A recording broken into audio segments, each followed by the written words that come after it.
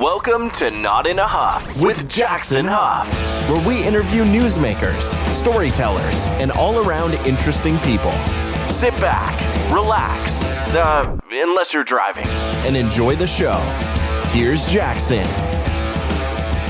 Hello. I am Jackson Huff. This is Not in a Huff. Thanks so much for joining me. As always, really appreciate it. This week, I'm speaking with Leah Orleans.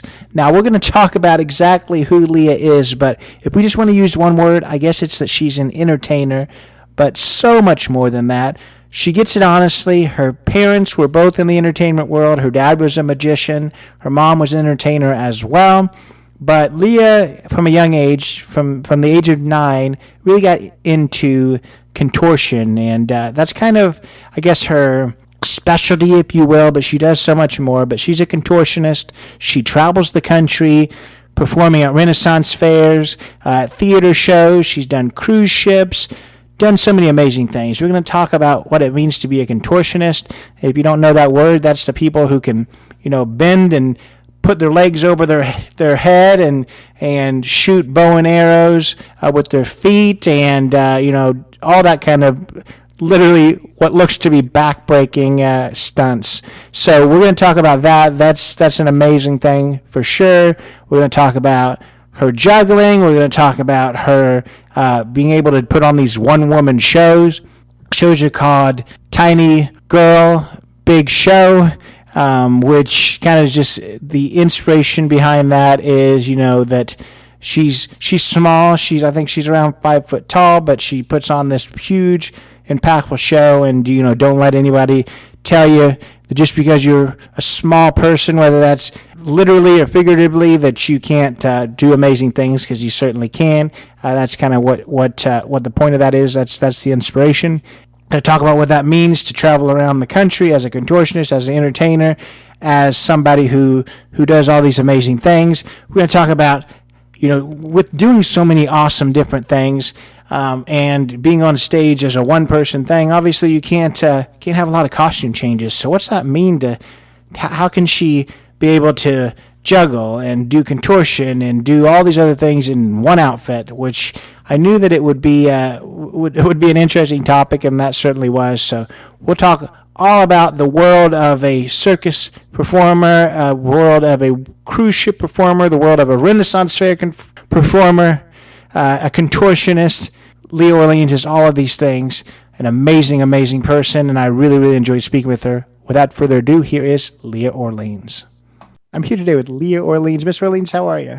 I'm great. Thanks for having me, Jackson. Well, thanks for joining me. If you would, just introduce yourself. My name is Leah Orleans. I am a professional circus performer, contortionist, and comedic host.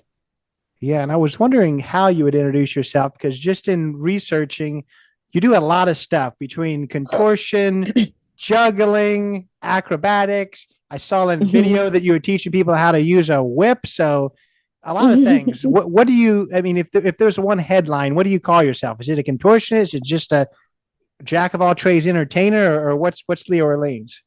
Yeah, I love using the term entertainer. I think that it's really important to me that it's conveyed that I do live performance. So I am a circus performer by trade, and a contortionist is my main discipline.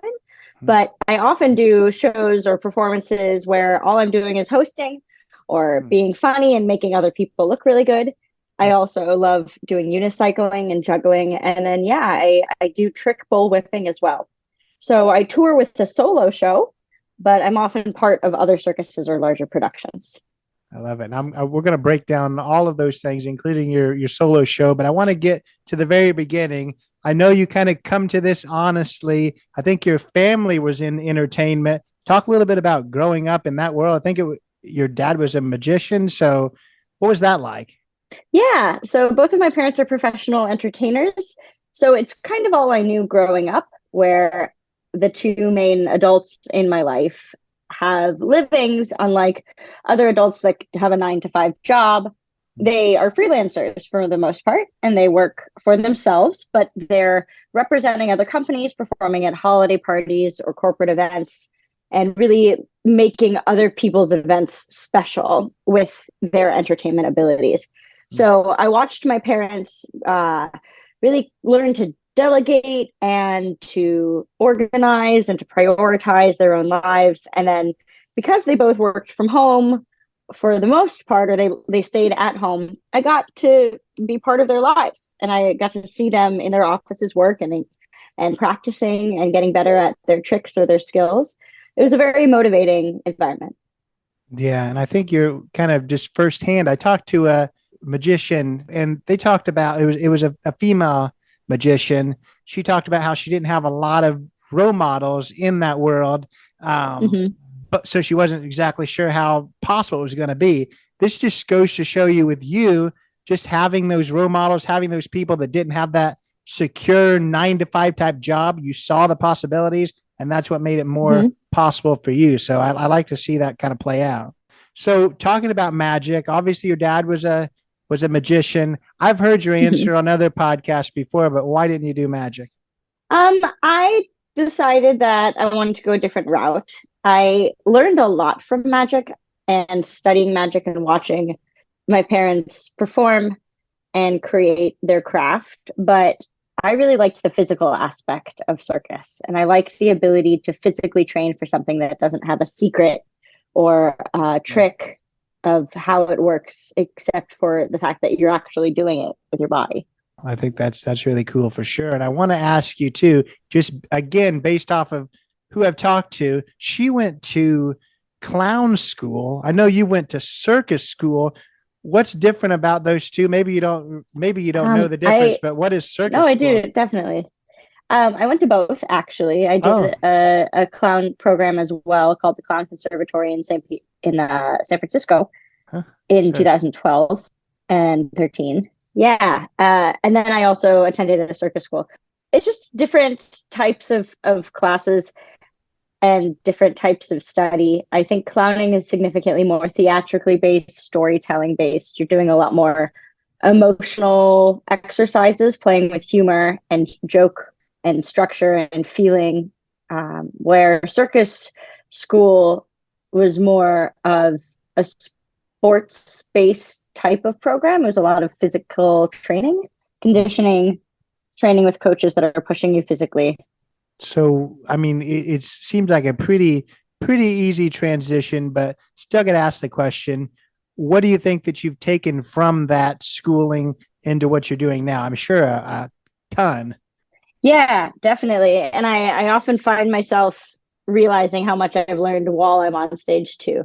A lot of the exercises and the lessons that I learned in school come out to save me when I need it, is kind of what it feels like. Or if there's a moment on stage where you listen. A lot of my clown teachers, professors, essentially, coaches, they taught you how to listen and how to listen to a moment and how to listen to the audience and listen to what the audience finds funny. And if you're on stage just doing what you think should be happening, you're not listening.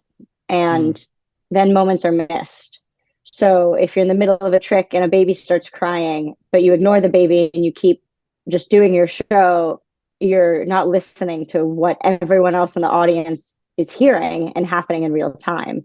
And when you can be with your audience, then your performance is very authentic.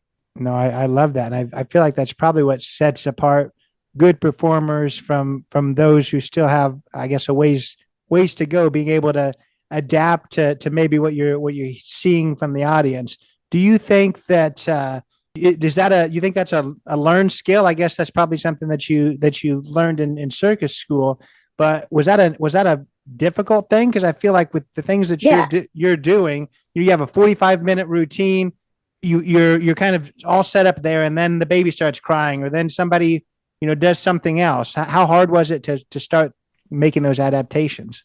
I think it's a great question. A lot of that comes from this theory in theater and in circus of like, know your material, know your script, know your tricks, be prepared, and then right before you get on stage, forget all of it and let that go and surrender to the real, surrender to the moment in time that we're actually living in. And that's really what sets live theater and live performance apart from movies or social media videos or internet videos, content, is that when you're performing, everyone is there in real time. We're all in this moment. There are no edits. There are no cuts. There's no post-production. We're all breathing in real time together.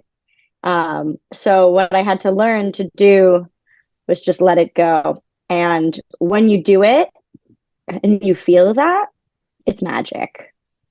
Like that's what magic is made out of. And I think it's really fascinating to find those moments and feel them and go, oh, that was the lesson.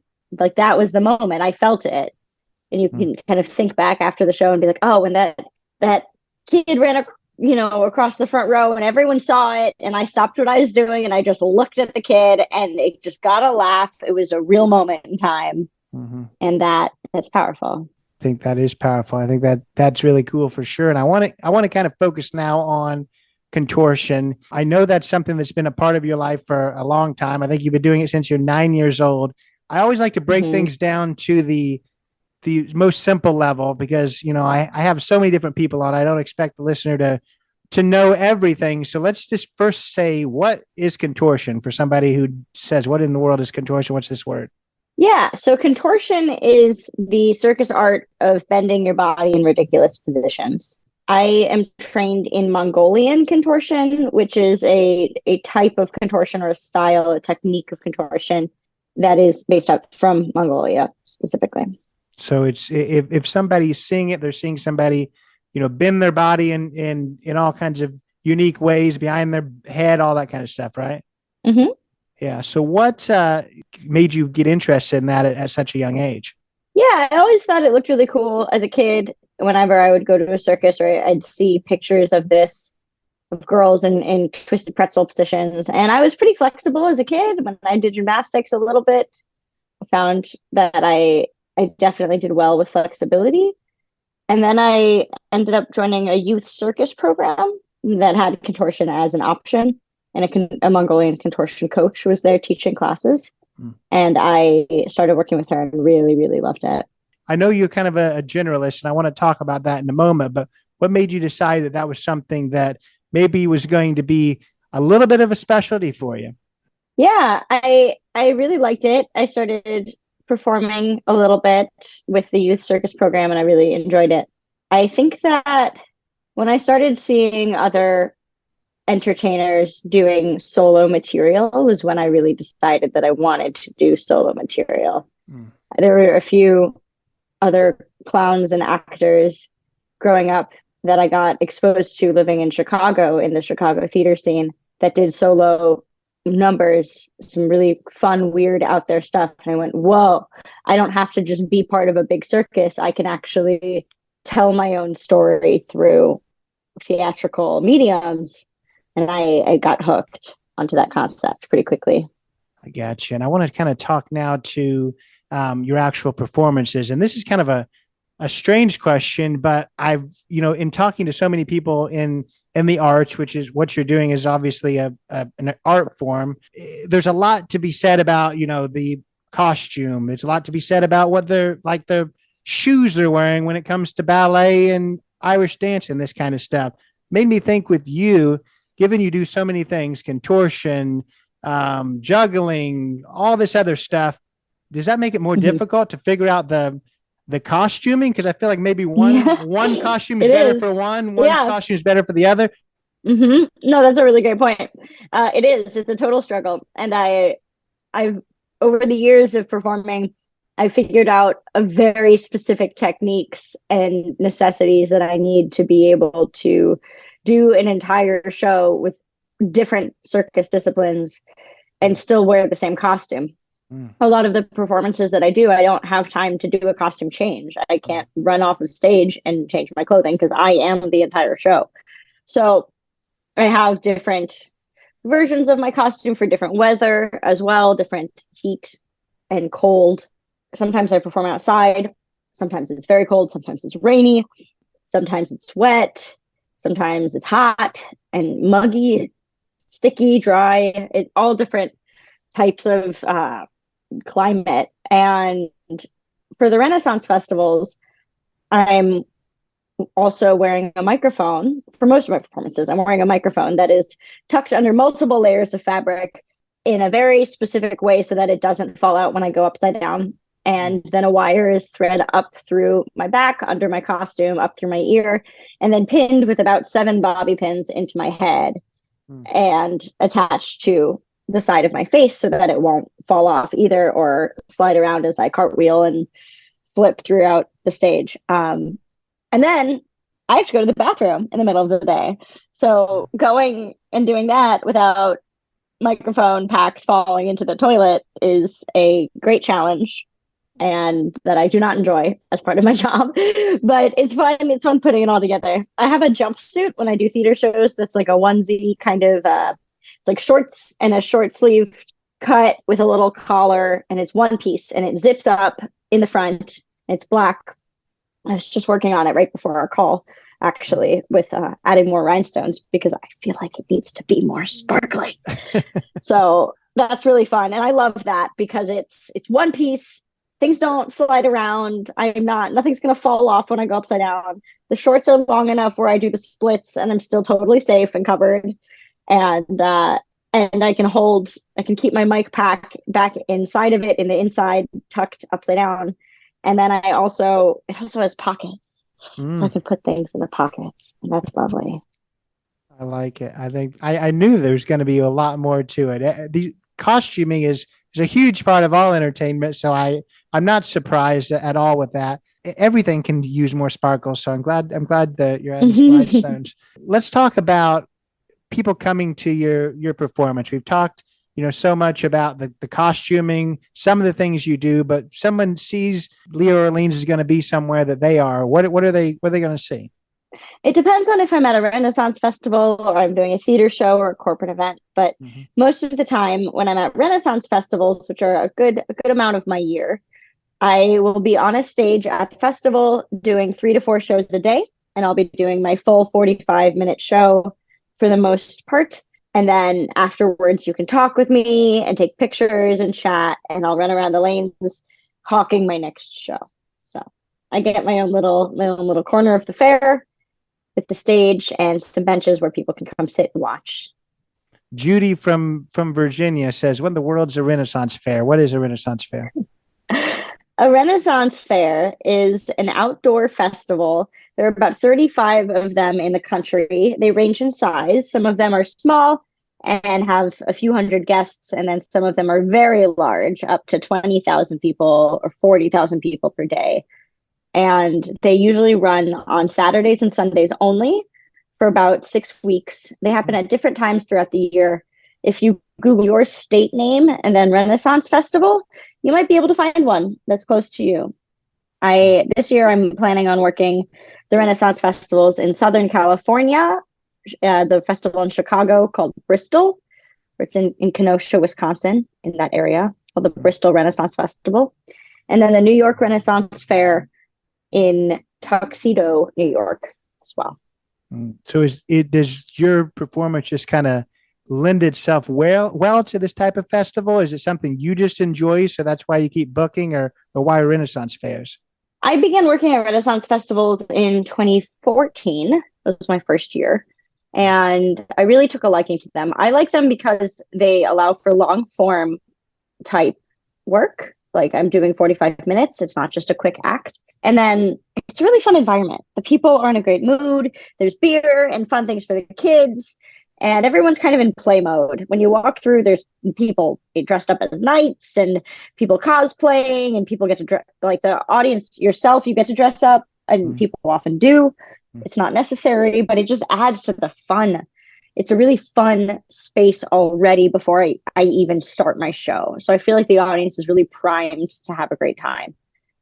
And also, it's a 2-day-a-week schedule. It's Saturdays and Sundays, and then I get Monday through Friday to rest my body. And that's really, really helpful for me as I do a very physical show. Yeah. And you're talking about them being in New York and Wisconsin and California, and you're only doing it for 2 days. Are you going home in between? Do you get to rest and kick back in that city, or what's that look like? It depends on the festival that I'm at. When I'm performing in at Bristol in Chicago, I get to stay with my parents who live there, which is really great. I get to spend some time with them, which is kind of rare as we both travel a lot. We all travel a good amount. Sometimes I'll go back to Florida, back home, but most of the time I stay in the area. In New York, I get to stay there in tuxedo as well on site. And that's very lovely. Yeah. So your parents are still active in showbiz? Very much so.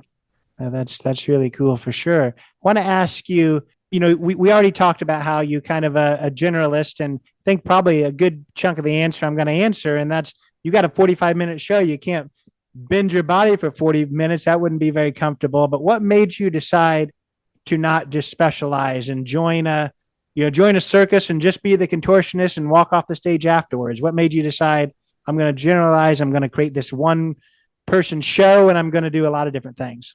Yeah, well, in the youth circus that I joined a long time ago, one of the requirements is that you're able to unicycle and juggle as well. So I learned to do those at an early age, which really set me up for multidisciplinary skills. And then as I was getting better and I was adding more things to the show, I got better at juggling, and I got a little stronger at being able to tell jokes and have a strong character that can carry the show.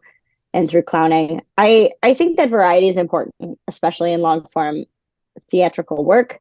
It's great to be able to change the stage picture and to have the audience be able to see something different every time or every 5 minutes or so throughout the show.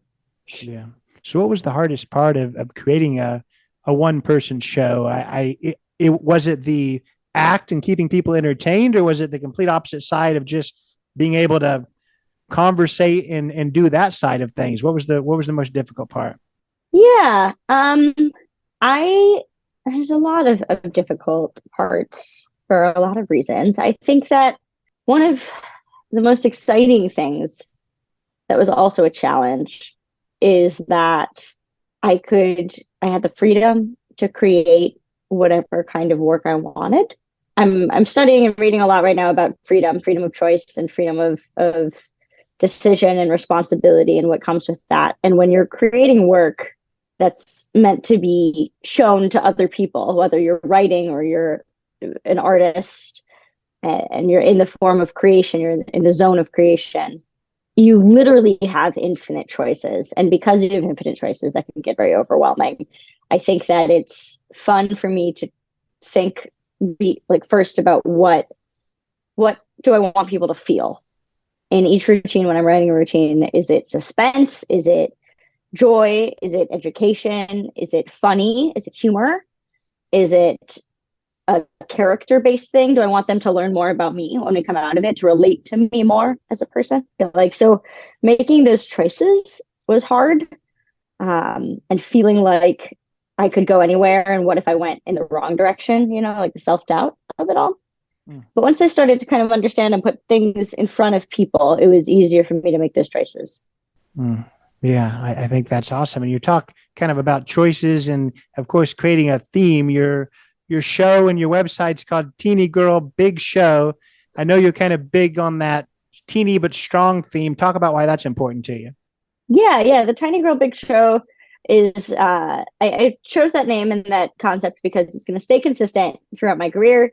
I don't think that I'm ever going to grow past 5 feet tall. I think I've finished growing. I'm very close to my 30s, by the way. So yes, I finished growing, and being able to market myself as something that it will be consistent was important when I was choosing a show name.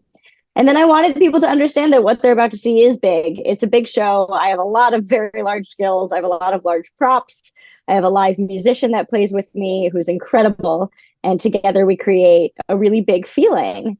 And I also wanted it to be inspiring to any kids out there, anyone that feels like they weren't big enough, theoretically or literally or conceptually, to be able to reach their dreams or do what they wanted to do. So that's what I've been able to do with my show, even though I'm small physically. I like to think that I create a large experience for people.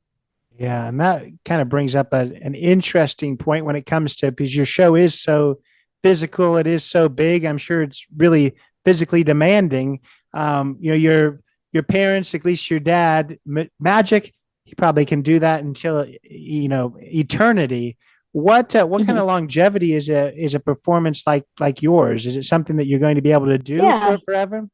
I'm not sure. That is a great question, and that's a very valid question. I get that a lot. Ever since I was 9, I had people saying, "Well, how much longer can you do this for?" And it's true. Contortion is a skill that does take a toll on your body. I That's also why I like to cut it with unicycling and juggling and other things that are a little less high impact on my bones and joints. I am going to do it for as long as I can, and I'm going to pivot when I can't. What I also like is that if I'm injured or if I need to take some time off of a certain part of my body, I can replace that routine with something else. And I can Mm. often find another type of show to create out of the skills that I have available to myself. So I'll do the best I can.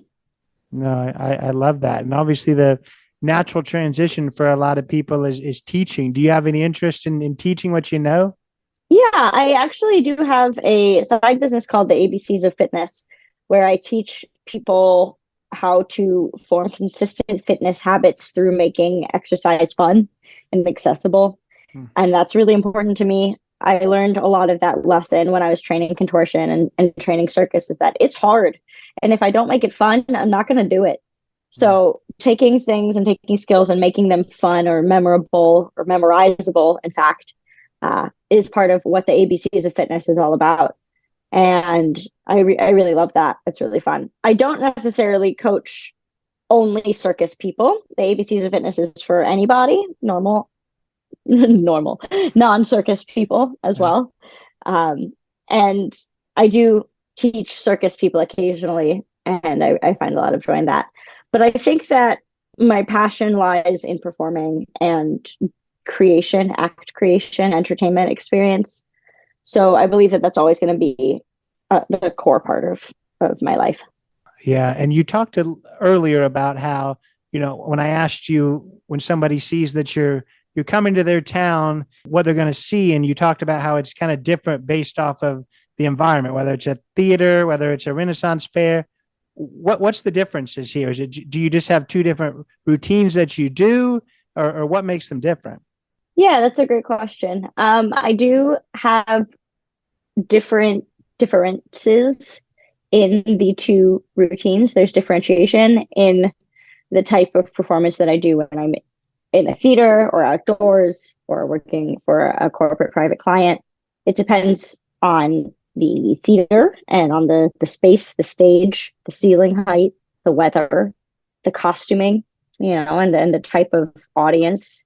There's a term also that was popularized by Jeff McBride, who's a magician and a thinker, a big thought leader in entertainment. And I believe it's him that said you have to know the difference between a drinking crowd and a thinking crowd.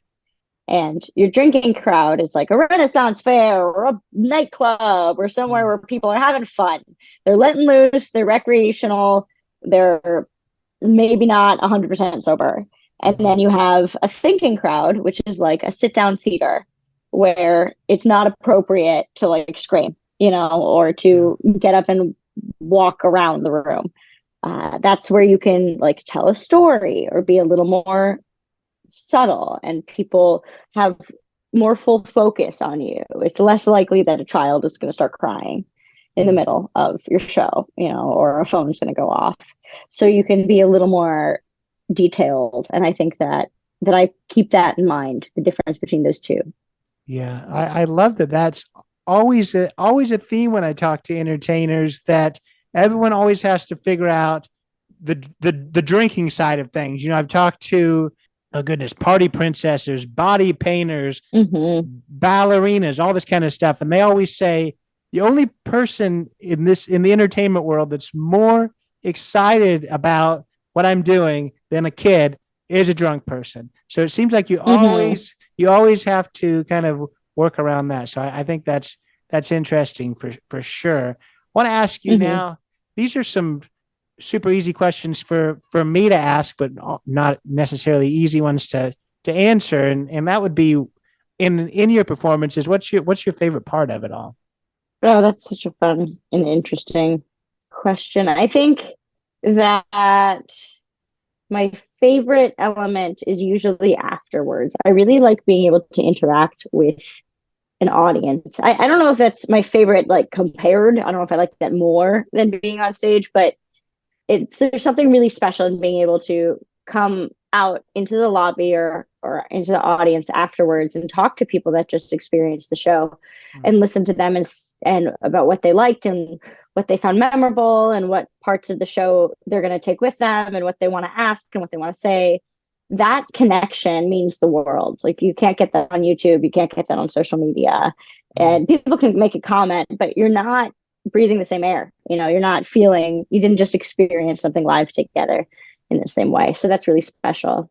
And then I really like the creation process as well, like where I'm at now, where I'm really recreating or jigsawing together routines to create a different experience. It's really cool how you could take out one routine and the whole show changes. The energy of the flow makes a big difference.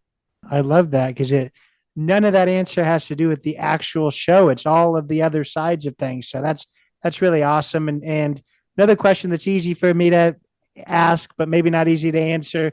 Maybe it has the same thing, that it's not, it's not a part of the show, or very well could be. But what in mastering this show and crafting it, what was the hardest thing for you to do? Hardest thing for you to master? Whether it was a part of the show, a part of what you're doing, whether it was the costuming, what was the hardest part of it all? Yeah. Physically, my finale trick where I shoot a bow and arrow with my feet was the hardest skill to learn. That's the hardest thing I do in the show.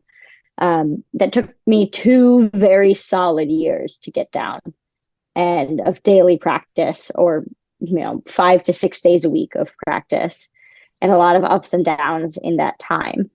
It's a very specific skill that requires a lot of balance, flexibility, strength, control, aiming, focus, and logistics as well. So that was the most difficult on paper, per se.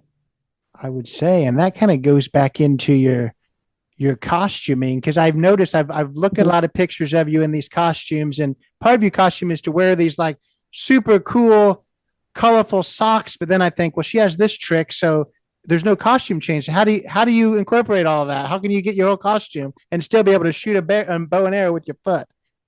Yeah. I wear thigh-high socks in my show. It's been a big part of my brand and my look for a long time. And I actually cut the toes out. So when I'm wearing my socks in the show, when I take off my shoes, I roll the bottoms of my socks up to have my feet out so I can actually shoot as well. Yeah, that would add to the difficulty, I think, if you were wearing complete socks and shooting the bow and arrow. Yeah, probably. I think it would make it kind of slippery on my bow foot. Yeah, on your bow foot. Very few people have a bow foot, but that's funny. There's the bow foot and then the arrow foot. That's really awesome. I want to ask you, you talked about all of the places you perform. What was some of the coolest places you've been able to perform? Alaska was my favorite place to travel, for sure, hands down. It was an absolutely stunning state, and I was there working on a cruise ship, and it was really, really just amazing. I think that I was performing on the cruise ship, so I wasn't performing in Alaska, but I got to walk off the ship and be in Alaska for many, many days, and it was really just absolutely stunning. I highly recommend it if you ever get a chance to go. Some of the most beautiful sights I've ever seen. The colors and the air are just so crisp and blue and white. It looked like a fairyland. It was very cool. Yeah, no, that is cool. And I guess I wonder whether you've had a kind of a totally different experience than others I've talked to when it comes to cruise entertainment, or if Alaska just was able to trump everything. Because talk about, drunk crowd that isn't super into it. A lot of times with these cruise ships, they're just in between buffets when they're coming and seeing you. So did you enjoy the crowds on these cruise ships? Yeah, I did. It depends. You're right. There is definitely many different reasons to go on a cruise, and some people just like the buffet and the pool, and they don't really need the entertainment. But I think that that's part of the wonderful thing about a cruise as an option, is that it is choose your own adventure. So oftentimes the people that don't want to see the shows don't come to the shows. and I don't need to, perform for audiences that don't want to be there. I think that it's really fun. It's a fun way for families, especially multi-generational families, to all experience a vacation together. There's something for the kids, there's something for grandma and grandpa. Everything's very accessible, wheelchair accessible, functional in that way. So it depended. And it was interesting too how the audience has really changed based on the itineraries. The people that go for beaches and cocktails aren't going to Alaska. The people that are going to Hawaii aren't looking to go hike every day. They want a beach. So it was fun to have that variety. Yeah, that's what I was thinking as you were answering. And I think the huge thing is it's an Alaskan cruise. That's a totally different group of people than that's heading down to the Bahamas. So that makes sense for sure. We talked about some of the coolest places. Have you performed anywhere weird, back of a moving van, something like that? I did a show once with my former partner. We did a show together in a college on a lawn on a Wednesday at like 2 p.m. and nobody was there. It was an event that a college booked us for, and people don't have to pay for the event, so there was no money lost. It was just part of their college programming. But it wasn't marketed very well, and it was at a weird time. And we did a show for like 3 people, and it was really fun for those 3 people, but it was a very different type of experience than I've ever had doing a show. So that was interesting. Yeah. Did those 3 people just get everything Leah Orleans had to offer? Yep, they got the whole thing. It was a fun time. I think that's awesome. Well, you've covered a ton. You've talked about some of the places you're going to be. People are listening to this. They want to know where they can catch you. Where's some places you're going to be in the near future? Yeah. So you can find my full tour schedule at tinygirlbigshow.com. That has every place I'm going to be in 2023, as well as links to get tickets. But to list them off, 3 weekends at the Southern California Renaissance Pleasure Fair. And then I'll be touring through Canada a little bit with a Party Like Gatsby tour. That'll be super fun and different.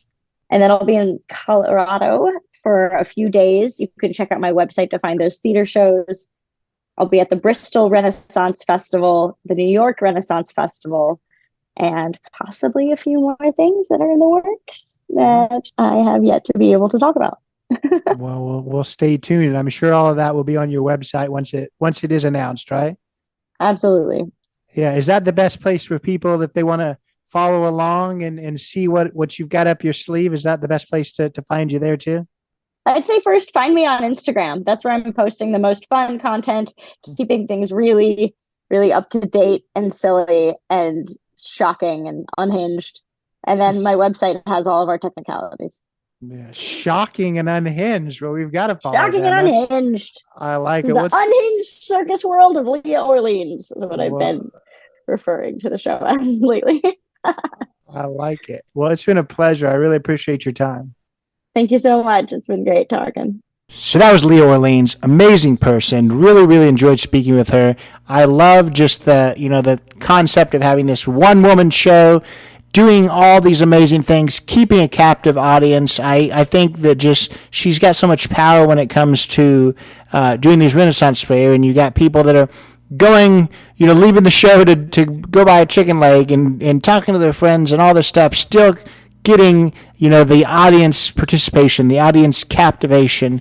I think that's awesome. And then to be able to transition from that type of performance to doing, a theater where people drove and paid money and parked just to see you. So it's a totally different world, and people are a lot more focused, if you will. And I thought that was an interesting difference, and it makes sense to have 2 different shows that way too. So I really enjoyed speaking with her. We didn't really get into, the technical side of being a contortionist, because I am far from that. I can barely touch my toes. So I don't think that I would know too much about that, but I hope that just the entertainment side of it and all of that is something that was interesting to you. I know in the part that she talked about upcoming events, I believe the ones that are still in this podcast are ones that are still upcoming when this one comes out. I did cut a few out because we did film this, a few months ago. So she's been on a cruise ship since we talked. She's been at a Renaissance fair in Louisiana, done some amazing things, and some really great things coming from Colorado to more Renaissance fairs all summer long. Go check out her website, tinygirlbigshow.com. That will be in the show notes. Her Instagram will also be in the show notes.